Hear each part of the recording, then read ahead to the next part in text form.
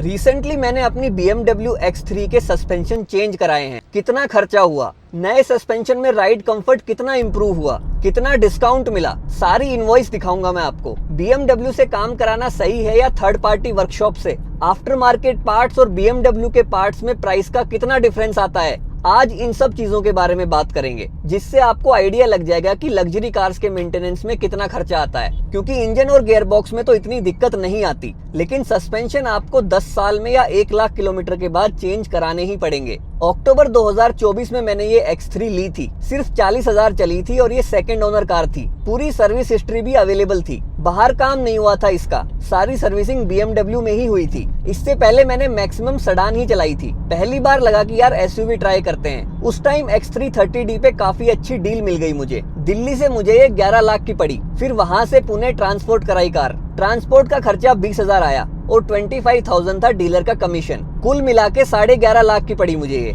Initially मुझे इसकी ride quality बहुत बकवास लगी थी। मतलब यार मैं बार बार इसे सेडान से कंपेयर कर रहा था। पहले मुझे लगा शायद सस्पेंशन पुराने हैं इसलिए राइड अच्छी नहीं है। फिर सोचा थोड़े दिन यूज कर लेते हैं। अभी ऑलरेडी मैंने 11 लाख रुपए डाले हैं इस पे, और खर्चा क्यों करना है। इसमें 18 इंच के RFT टायर थे। सबसे पहले वो चेंज करा के मैंने 17 इंच के मिशेलिन प्राइमेसी 4 टायर डाले, जिससे राइड कंफर्ट काफी इंप्रूव हो गया। लेकिन वर्टिकल मूवमेंट बढ़ गया, क्योंकि RFT टायर्स की साइड वॉल 50 mm थी और वो काफी हार्ड होती है, जिससे कार में वर्टिकल मूवमेंट काफी कम हो जाता है। लेकिन अब 17 इंच के टायर्स की साइड वॉल 60 mm थी और वो काफी सॉफ्ट थी, जिससे स्पीड ब्रेकर या खराब रोड्स पे कार बाउंस करती थी। इस चीज को अवॉइड करने के लिए मैं रिकमेंडेड टायर प्रेशर से 3 to 4 PSI ज्यादा भरता था, जिससे ये वर्टिकल मूवमेंट काफी कम हो जाती थी। लेकिन हाई टायर प्रेशर की वजह से खराब रोड्स पे राइड थोड़ी स्टिफ हो गई। रोड पे थोड़ा सा भी पैच वर्क आता था ना, वो कार में फील होता था। अब क्या करें भाई, फिजिक्स को चकमा नहीं दे सकते। या तो हाई स्पीड राइड पे वर्टिकल मूवमेंट को कम कर लो, या फिर खराब रोड्स पे कंफर्टेबल राइड ले लो। दोनों में से एक ही मिलेगा। अगर दोनों चाहिए तो सस्पेंशन चेंज कराओ, यही एक आखिरी रास्ता था। इसमें अडेप्टिव सस्पेंशन थे, जो कि रोड की क्वालिटी को देख के सॉफ्ट या हार्ड हो जाते थे। 1.5 साल जैसे तैसे करके निकाले मैंने, पर अब पानी सर के ऊपर जा चुका था। मैं अपनी सेडान्स को बहुत मिस कर रहा था। एक टाइम तो ऐसा लगा कि इसे बेच के नई कार ले लेते हैं। Audi A4, A6, Q5, BMW 5 series, X3 और Mercedes GLC, इन सब का टेस्ट ड्राइव भी लिया मैंने। इन सब से मुझे एक बात तो समझ में आ गई कि SUV अब नहीं झेली जाएगी। इवन नई वाली SUVs भी खराब रोड्स पे इतनी कंफर्टेबल नहीं है। मेरे पास दोनों SUV हैं यार, एक सेडान तो होनी चाहिए। खराब रोड जब आने लगता था ना, मुझे अंदर से डर लगता था कि अब ये SUV खराब रोड्स पे मुझे फिर से हिलाएगी। ये वर्टिकल और साइड टू साइड मूवमेंट बहुत इरिटेटिंग लगने लग गया था मुझे लगता था SUV खराब रोड्स पे ज्यादा कंफर्ट देती है। नहीं भाई, सेडान ज्यादा कंफर्टेबल है। जर्मन SUV स्मूथ रोड के लिए बनी है। खराब रोड पे अगर SUV ले जानी है तो जीप मेरिडियन या ग्रैंड चेरोकी ज्यादा कंफर्टेबल होंगी, पर वो सब SUV में फिर हाई स्पीड पे वर्टिकल मूवमेंट काफी होता है। तो फाइनली ये डिसाइड हुआ कि न्यू कार का प्लान थोड़ा डिले करते हैं, क्योंकि अभी मैंने होम लोन क्लोज किया है और न्यू कार की डाउन पेमेंट करने लायक भी सेविंग नहीं थी। तो 1 साल और रुकते हैं, तब तक X3 के सस्पेंशन चेंज करा लेते हैं। उससे काफी फर्क पड़ जाएगा, क्योंकि अब ये 12 साल पुरानी हो गई है और 60,000 चल भी चुकी है। मुझे लग रहा था कि इसके सस्पेंशन कम्प्लीटली खराब हो चुके हैं और न्यू सस्पेंशन डालने से काफी इंप्रूवमेंट होगी। इसलिए मैंने BMW में सस्पेंशन से रिलेटेड इंक्वायरी की। फ्रंट के control arms with shock absorber और रियर के खाली शॉक अब्जॉर्बर चाहिए थे मुझे। इसका एस्टिमेट उन्होंने भेजा 5,27,000 रुपए। इसमें 50,000 तो सिर्फ लेबर का कॉस्ट था। कुछ टाइम पहले मैंने इस X3 को सेल करने का भी ट्राई किया था। भाई 9 लाख में भी कोई लेने के लिए रेडी नहीं था। तो जिस कार का प्राइस ही 7-8 लाख रुपए है, उसमें 5.5 लाख का खर्चा करना, ये गणित जो है सही नहीं बैठ रहा था। मैंने सोचा छोड़ो, अपन बाहर से डलवाएंगे। 2-3 वर्कशॉप पे ट्राई किया मैंने। किसी के पास भाई X3 के सस्पेंशन नहीं मिले। सभी बोल रहे थे कि नॉर्मल वाले सस्पेंशन ले लो, 60,000 में आ जाएंगे फ्रंट और रियर के मिला के। लेकिन अडेप्टिव सस्पेंशन नहीं मिलेंगे। यार नॉर्मल वाले सस्पेंशन का क्या मैं अचार डालूंगा? मुझे राइड क्वालिटी इंप्रूव करनी है। जब तुम नॉर्मल वाले आफ्टर मार्केट सस्पेंशन डालोगे तो उससे राइड क्वालिटी उतनी ज्यादा इंप्रूव नहीं होगी, क्योंकि generally after market suspension stock वाले से थोड़े स्टिफ होते हैं। इसलिए मुझे लगा मेरे पैसे भी जाएंगे और कोई इंप्रूवमेंट भी नहीं मिलेगी। अडेप्टिव सस्पेंशन आफ्टर मार्केट में मिलना बहुत मुश्किल है, क्योंकि वो आपके ECU के साथ कनेक्टेड होते हैं और जहां सॉफ्टवेयर बीच में आ जाता है वहाँ BMW की परमिशन के बिना वो पार्ट नहीं बना सकते। तो अब क्या किया जाए? सस्पेंशन चेंज तो कराने हैं भाई। BMW की ओरिजिनल राइड क्वालिटी का मजा तो लेना है। जब जब ये पुरानी वाली BMW के सस्पेंशन खराब होते हैं तो वो बहुत ही बेकार राइड क्वालिटी देती है। मेरी Passat X3 से भी ज्यादा पुरानी थी और 80,000 चल चुकी थी, लेकिन उसकी राइड फिर भी मक्खन की तरह थी।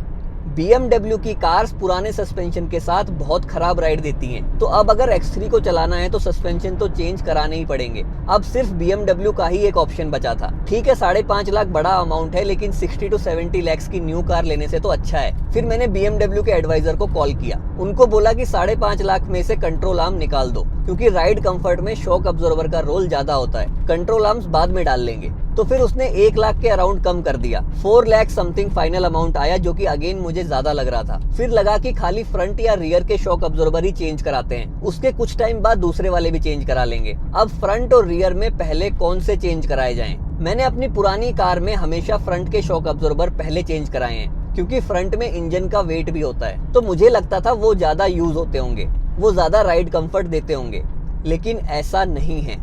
अगर आपको वर्टिकल मूवमेंट कंट्रोल करना है, अगर खराब रोड्स में कार ज्यादा उछलती है, एक्सपेंशन जॉइंट्स पे अनस्टेबल हो जाती है, तो हमेशा रियर के शॉक अब्जॉर्बर पहले चेंज कराओ, क्योंकि रियर वाले शॉक्स स्टेबिलिटी में ज्यादा कंट्रीब्यूट करते हैं एज कम्पेयर टू फ्रंट। ये बात मुझे पहले नहीं पता थी। फिर मैंने BMW से रियर शॉक अब्जॉर्बर का प्राइस निकलवाया। उन्होंने शायद 1,80,000 के आसपास कोटेशन दिया।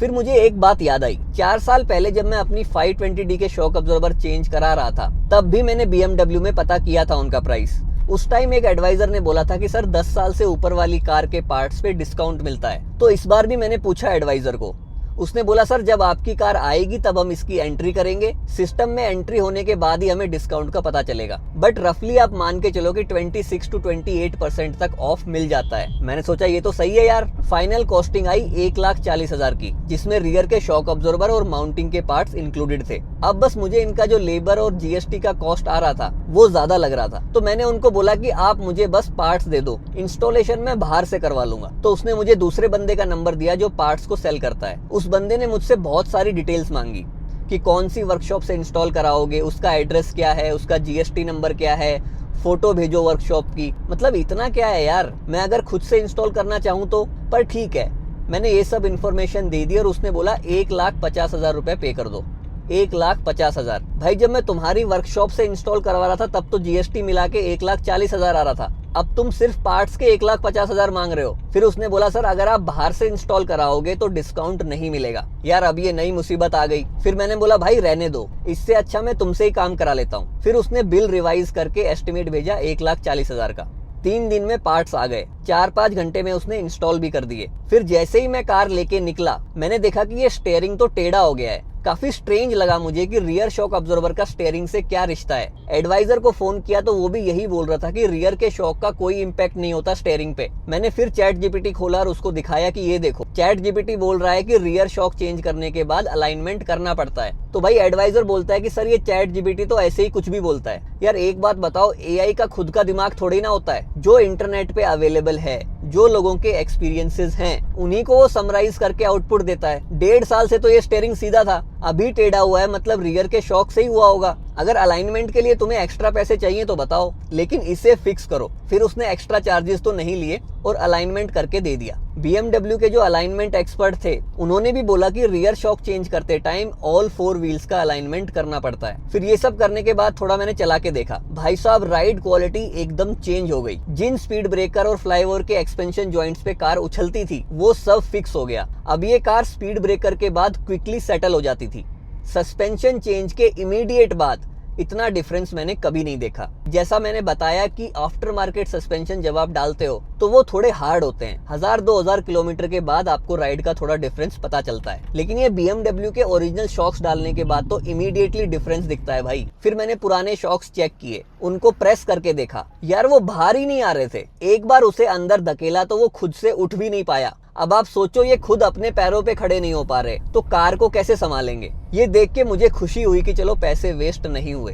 तो अब यार रियर के शॉक चेंज कराने से वर्टिकल मूवमेंट तो काफी कम हो गया, पर खराब रोड्स पे लो स्पीड राइड अभी भी काफी स्टिफ लग रही थी। और उसका सिंपल सा रीजन था टायर प्रेशर, जो मैंने आपको स्टार्टिंग में बताया था कि 4 PSI ज्यादा प्रेशर भरता था मैं। अगर रिकमेंडेड प्रेशर भरता तो फ्रंट के शॉक अब्जॉर्बर का इन्वॉल्वमेंट ज्यादा हो जाता, और क्योंकि फ्रंट के शॉक्स की हालत उतनी अच्छी नहीं थी इसलिए कार की राइड काफी फनी लगती थी। इस चीज को अगर फिक्स करना है तो फ्रंट के भी चेंज कराने पड़ेंगे। इसका एस्टिमेट अराउंड 1,70,000 मिला मुझे। 3 दिन में पार्ट्स आ गए और 4 घंटे में उसने अगले दिन इंस्टॉल कर दिए। वहीं सर्विस स्टेशन में मैंने टेक्नीशियन को बोला कि पुराने वाले शॉक्स को दबा के देखो। अब यहाँ एक स्ट्रेंज चीज हुई, एक शॉक अब्जॉर्बर तो नॉर्मल बिहेव कर रहा था, मतलब दबाने पे ऊपर आता था, जिसको देख के मेरा मूड थोड़ा ऑफ हो गया कि कहीं पैसे वेस्ट तो नहीं हो गए मेरे। पर दूसरा वाला शॉक अब्जॉर्बर जब चेक किया तो वो कम्प्लीटली डेड था, वो प्रेस करने पे बाहर ही नहीं निकल रहा था, जिसको देख के मुझे थोड़ी राहत मिली। क्योंकि यार अगर रियर के जैसे फ्रंट वाले दोनों शॉक्स अगर खराब होते तो फिर भी ठीक था, लेकिन एक काम कर रहा है और दूसरा डेड है, ये बहुत ही आपत्तिजनक सिचुएशन है। यहाँ राइड क्वालिटी बहुत खराब मिलेगी आपको। इसलिए बोलते हैं कि शॉक अब्जॉर्बर हमेशा पेयर में चेंज कराओ। ऐसा नहीं है कि एक लीक हो रहा है तो खाली आपने वही चेंज करा लिया और दूसरा छोड़ दिया। फ्रंट के शॉक चेंज कराने के बाद तो भाई राइड क्वालिटी अलग ही लेवल पे पहुंच गई, क्योंकि अब टायर प्रेशर भी मैंने 4 PSI से कम कर दिया था। 29 PSI फ्रंट और 32 PSI रियर। पहले 33 PSI फ्रंट में था और 36 PSI रियर में था। और SUVs में, वो भी BMW की SUVs में, और वो भी पुरानी वाली BMW की SUVs में 4 PSI ज्यादा प्रेशर कार की राइड को बहुत खराब कर सकता है। पहले तो मुझे खराब रास्तों से बहुत डर लगता था। रफ रोड, स्पॉट होल मुझे चिढ़ा के बोलते थे कि क्या है तू। मुझे 10-15 की स्पीड से हिलते हिलते सर झुका के निकलना पड़ता था भाई। आज मैं रफ रोड से 30 से 35 की स्पीड से निकलता हूँ और उन्हें बोलता हूँ कि तुम क्या हो बे। तो यार अब देखते हैं कि कितने दिन और चलती है ये X3। अभी तो राइड क्वालिटी ठीक लग रही है मुझे। बाकी आगे जाके अगर कोई दिक्कत आती है तो सेडान पे ही मूव होना पड़ेगा। SUV प्रैक्टिकल है, मैं मानता हूँ, लेकिन अगर आपके पास 2 कार हैं तो एक सेडान ले सकते हो, क्योंकि बारिश के टाइम में तो भाई सेडान, और वो भी BMW की सेडान का बुरा हाल हो जाता है। उस टाइम आपको SUV लगेगी ही। तो चलिए इस टॉपिक पे यहीं पूर्ण विराम लगाते हैं। अगर आपके कोई और टॉपिक हो तो बता देना। तब तक के लिए हम हैं राइकार के, फिर मिलेंगे चलाते चलाते।